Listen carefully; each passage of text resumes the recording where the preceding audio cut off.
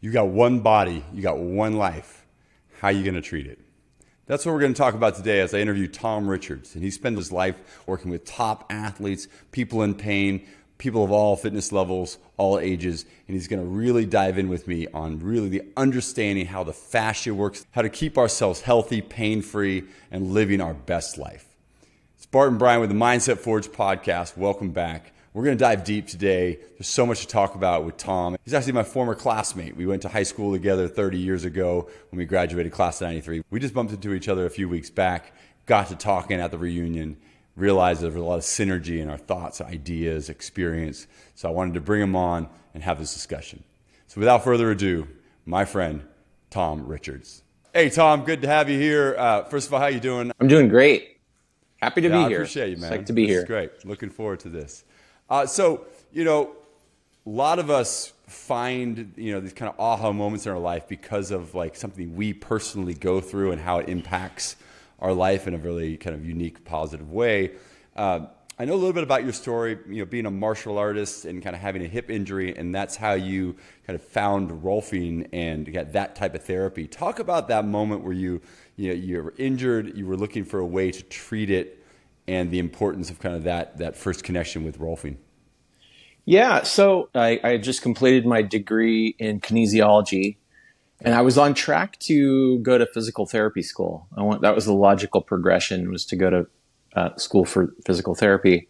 So I was on track to do that, and right at the same time, as I was applying, I actually injured my hip training. And I was trying everything. I was just throwing everything at the kitchen sink at it.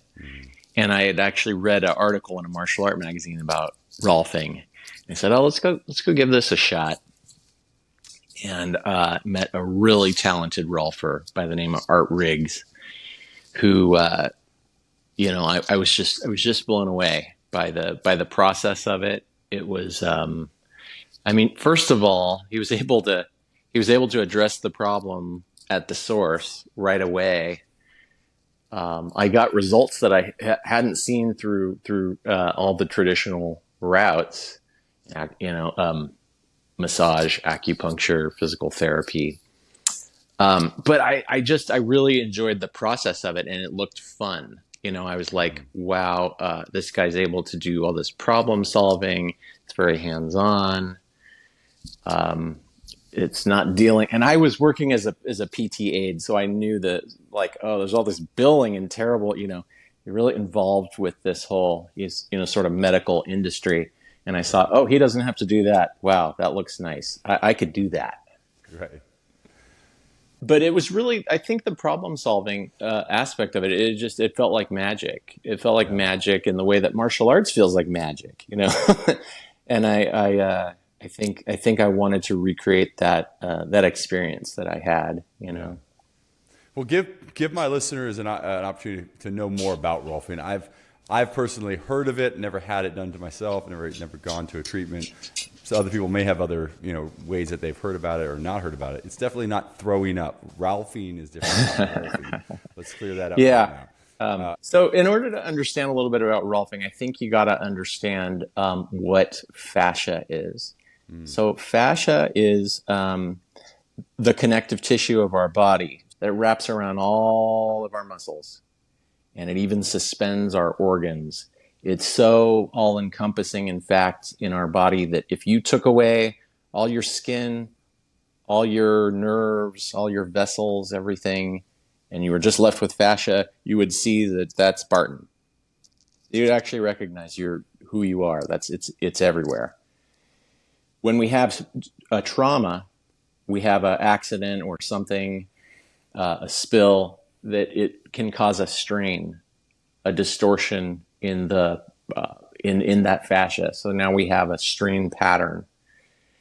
Rolfing is aiming to create structural alignment, regain structural alignment in this fascial matrix.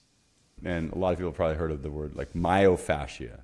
Fascial release. Yeah. And myo meaning muscle, fascia, obviously connective tissue or tissue. Is fascia, the way you describe it, the same as myofascia, or are we talking about like a little bit more holistically how the body works with fascia? Oh, I'm so glad you said that because yes, you're right. So we actually have all kinds of fascia, and it is a continuum. So it sort of defies traditional ideas of anatomy. For those of your listeners who have taken anatomy, it kind of throws all that stuff on its head when we understand that the fascia is a continuum. But yeah, the myofascia relates to the fascia that wraps around the muscle. It's not the same as the fascia that suspends organs, for instance. Could I use the word like kind of webbing? Fascia is a bit of a webbing around the body. Does that ring true with like kind of the way you imagine, like what this fascia looks like or That's great. how it operates?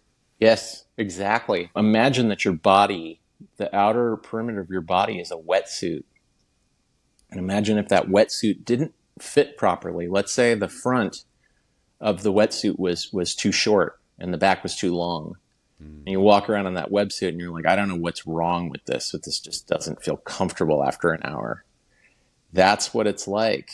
That's what our fascia does to us when it has these strain patterns that I'm referring to. Okay, so let's talk about the practical concepts around fascia. Somebody walks in, they've got pain. Yeah. Right? They've got an area of the body where there is active pain. Yeah. What are you kind of holistically looking at? How are you addressing it? Like, how are you helping lead that person through, to become pain-free and more kind of movement ready, in a sense to like where the fascia is kind of come back to closer to what it should be? The first thing I'm looking at actually is how is this body able to stand.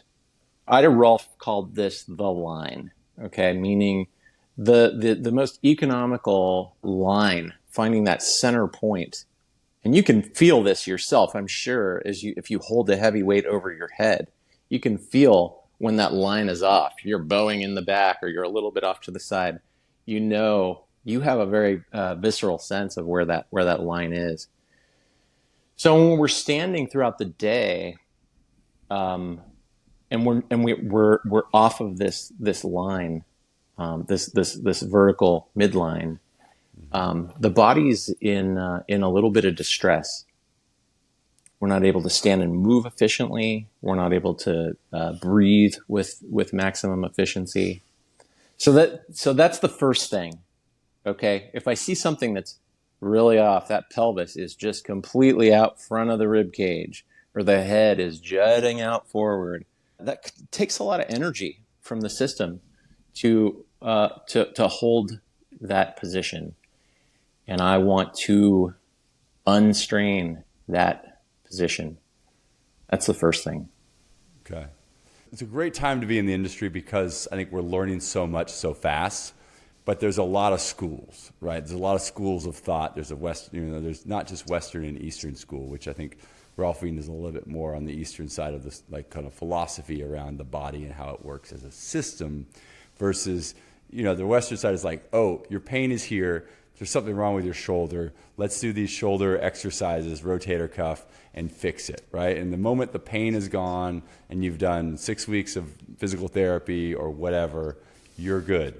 But there's a root to why that shoulder issue was happening. And you talk about kind of the line of the body or the head jutting forward, forward kind of anterior posture where the shoulders and everything is kind of long and weak in the back. Yes. Where do you look first? Because a chiropractor will talk about like kind of the head, neck down. There's a lot of people will talk about like from the feet up. Yeah. Like if your feet are off, the whole system's off, right? Oh, yeah. Pelvis is also another starting point. From your mindset, or the way you look at the body and how the body should position and move, where is your starting point to look for functionality of the body and where it might be dysfunctional? Oh, man, this is the golden question. I think a great place to start is the breath. The things that we do, oftentimes, and I get this with athletes a lot, is, they'll say, I think it's the way that I'm lifting I think I'm just overusing my biceps, or I think I know I'm lifting wrong, or I know I'm bending forward wrong. But a great place to begin is, how are you breathing? The quality of the breath. And if you're not breathing optimally, you're really struggling, and it really indicates inefficiency right at the outset. Right. We begin with breath function, and then we start with the feet and looking at front to back balance and bilateral balance in the feet. But, if someone comes in and they say, listen, my SI joints are screaming at me right now, it's time to boogie on that. You got to, you better start, you have got to, improve their pain outcome right away. And I have to put on a different hat. Am I working with, the quarterback of the Aggies or something? We have to keep, he's got to keep his shoulder Right. to stay in the game. But if I have someone coming in and they come in and their head is tilted like this, but they're going, hey, my foot hurts. I kind of go, what's up with that neck? So the short answer here is, it's a little bit of what they come in with, but a little bit of what's structurally screaming at you. Yes, we discussed, pre-call. It's about some of your kind of thoughts on longevity and just, you've got one body, you've got one life, take care of it. What is the advice that you give to men on like just staying healthy, staying active and trying to live your best life? If there's one hot tip I could give anybody, just one big freebie, it's take every joint in your body into every plane of motion every day. If you could do that, my God, because over time, trauma and injuries, we dissociate from those segments of our body. Whether we had emotional trauma to that area or we had physical trauma to that area, that's what I see over and over again, is literally not just fascial adhesions that we've been talking about, but like literally we have neuromotor like disassociation from areas. Yeah. Keep moving. Joints in multiple planes of motion. Yeah. In some way every day. Yeah. Do that. Obviously keep our strength up. I mean, as we age, God, proprioception. Challenge your proprioception, for God's sakes. People don't want to do that for the non-trainer / like fitness professional. Yeah, challenging position of your body, balance, and doing odd things with your body. In sort of a dumbed down sense, do awkward things. Yeah. Proprioception is a better way to say like functional training. But I think this idea of like, hey, if I'm going to be curl pressing, what if I was standing on one foot? Yes. What if I was standing on my left foot and only curl pressing with my right hand? Therefore, creating a unilateral imbalance. The brain, my muscles, and my body have to stabilize and figure out. So, versus just like sticking a barbell on your back, yeah. planting your feet, and squatting, which is a great exercise. Right? Or a leg press, which is even worse because there's zero stability you have to create for yourself. So if leg press or leg extension or some sort of machine for legs is zero stability, a barbell squat would be like a little bit more stability because you're obviously balancing a bar on your back. But then you go into a lunge, that's even more stability. Yes. And then you go a little bit farther and you say, okay, well, maybe I'm going to put one leg up and I'm going to do a Bulgarian split squat, right? Where you're more, the balance is even more challenging. Yes. Right? And then you can start messing around with equipment or having, a band around your knee. So you're working internal stabilization of the knee while you're, so this is the way that things get more complicated and challenge the word, which we're talking about, proprioception. Yeah. Yeah. It's just the vegetables people don't want to take, I think, Yeah. Well, and I think you have to be in the right place in your life to understand like that I have a certain amount of time at the gym, right? if I have unlimited time, hours in the week to go to the gym, then you can kind of do strength, the traditional, strength training stuff that you probably learned in high school or college, and you can do some of these other things too. It's kind of like what a friend of mine used to call them, like movement vitamins. Yeah. Like, okay, do your movement vitamins. Okay. Yeah. So the movement vitamin idea is basically like, yeah, let's do some concepts that require proprioception, require balance, that are a little bit more like brain body complicated, that require more of like kind of that turning on multiple parts of our body and brain to process the movement. So you got to have some movement vitamins in there, is kind of what I'm hearing from you. Right. And you had a whole part of your career where you really were focused on like athletic enhancement, working with athletes, getting them healthier, recovered, optimal for performance. Talk about that time in your life. Like, what were you learning from that informs the way you work with kind of the general population around pain? For some reason, I attracted more athletes, and I would get these communities of like a lot of kite surfers and Brazilian jiu-jitsu people, a lot of yoga people. And so, you just kind of, that was what was coming through the door, and it's a healthier sort of demographic too. What now part I was on the Oakland-Berkeley border. Okay. And now I'm in Sacramento, and sorry, Sacramento, I love you, but like, they're just not as healthy, it's just not as healthy. And so that's what's coming through the door. A lot of that, and it was just a lot of stress and a lot of trauma. Is that a post-pandemic phenomenon, or is that just life is stressful? And I have to say yes. I mean, that's yes, my yes best guess. Yeah, feels like something's different. Yeah, okay. yeah. I don't know. I don't try to guess people's. I'm not going to speculate too hard, but it's too. There's more. I don't believe in coincidences. Sure. Yeah. Going back to one of the topics you brought up early on, and I asked you kind of what was the first thing you look at. You talked about breathing. And I think this is a hard one for people to wrap their head around. I think it's very hard for people to understand just how impactful breathing or inability to breathe well can be on the body, and how we hold tension and how we process, whether it's from your perspective as an athlete, as a martial artist, or as a practitioner of rolfing and such. Like, what are you trying to get people to understand about breath and how vital it is? Oh, big question. All right. First off, I would just say that we can use breath as an incredible leverage point for changing our state of being. The East has known this for forever. Right. It's why it's as old as the hills. Now it's being validated by like people like Huberman. Now they're talking about actually being able to change your state of mind through breath. I think at the outset for me is I want to look at a body and see that the breath is moving in a three-dimensional way.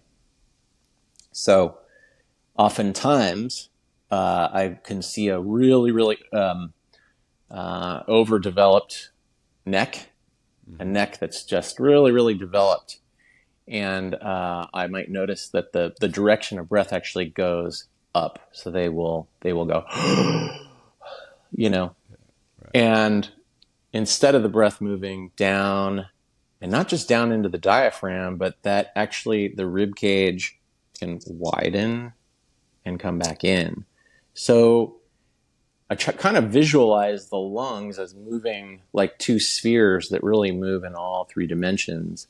Does that make sense? Yeah. No, I think for so long, this idea of like, okay, diaphragmatic breathing was important. That we heard that.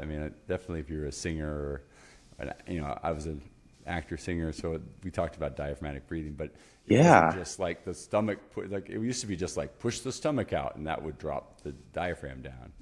But what was really a game changer for me was understanding kind of the way that the back breathes. Yeah. And I didn't Yeah. realize that I had this, especially upper back tension. I could not expand my upper back when I breathe. Like it was stuck.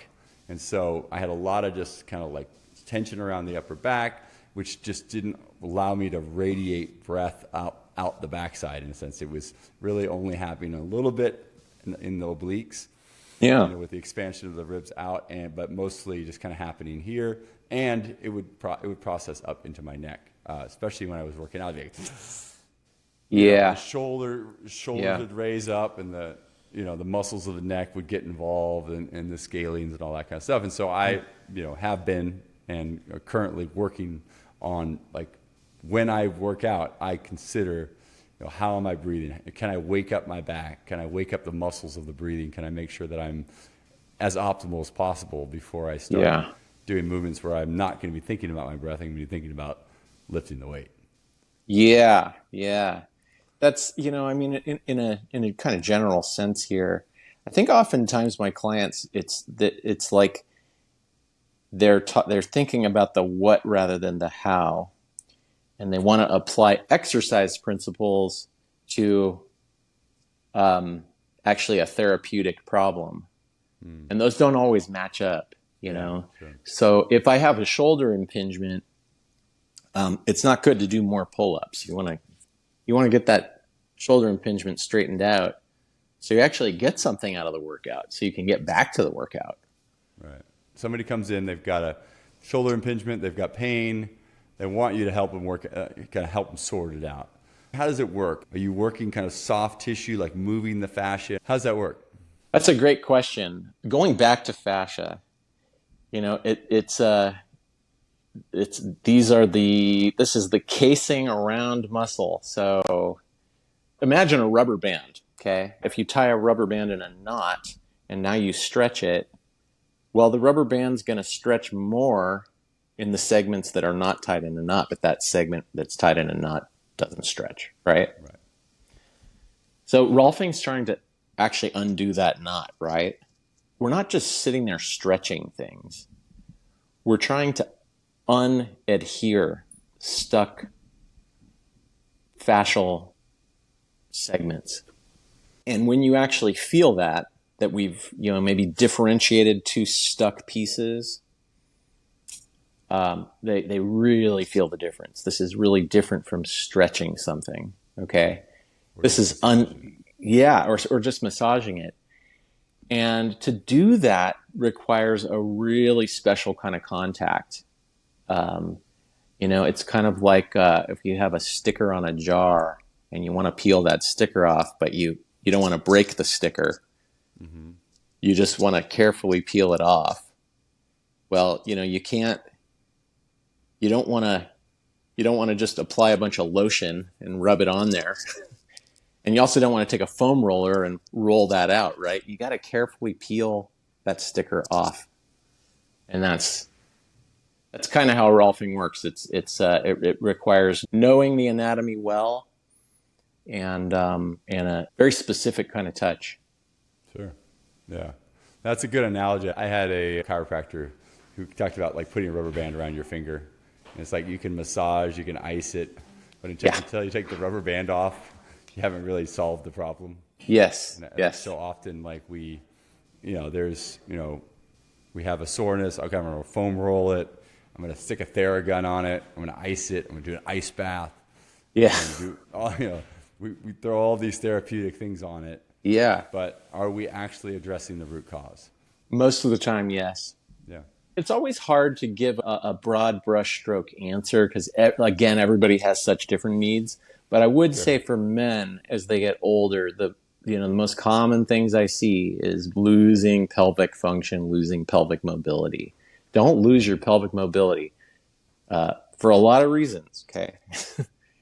You don't want to have, for one thing, low back pain is almost always pelvic dysfunction related to some degree. Mm-hmm. We don't want to lose sexual dysfunction.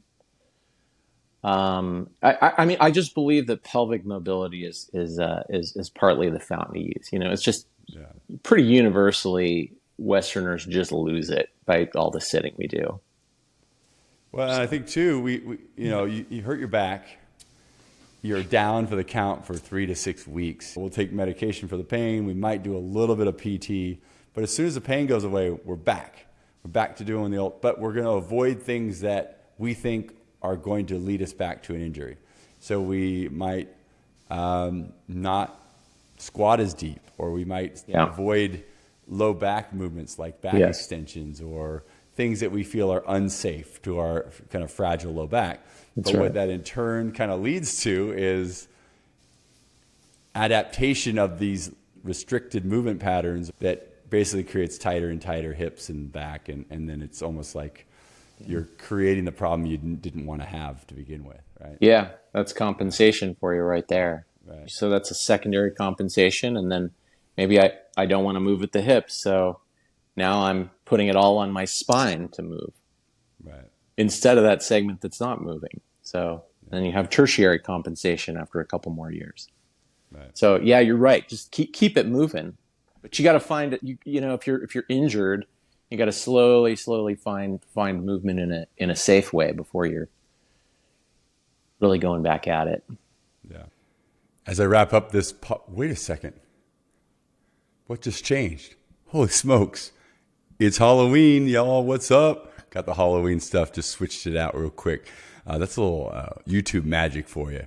Anyway, great episode with Tom Richards. He's in Sacramento, California. You should check him out, tomrichards.co, not com, but tomrichards.co. It's also in the show notes. You can see more information about him, Rolfing in general, things like that. If you're stuck with that chronic injury, something that doesn't seem to be getting better with like the traditional approaches like physical therapy and things like that, you might take a look at something like Rolfing. I think the concepts around looking at the body holistically is something that's coming out into our kind of the paradigm of training and fitness a little bit more now than 10 years ago at least. Last but not least, if you're looking for some coaching, that's what I'm doing these days, doing a lot of online coaching, accountability, meal plans, fitness, the whole bit. We're even looking into blood work, VO2 max, things like that, looking at DEXA scans. I can help you find labs around your area to do that type of thing. So you can really be holistic in our approach to anti-aging, getting stronger, and doing those things. If you're interested in finding out more information, go ahead and jump into the show notes, shoot me an email, and we'll set up a discovery call. All right, thanks for listening to the Mindset Forge podcast.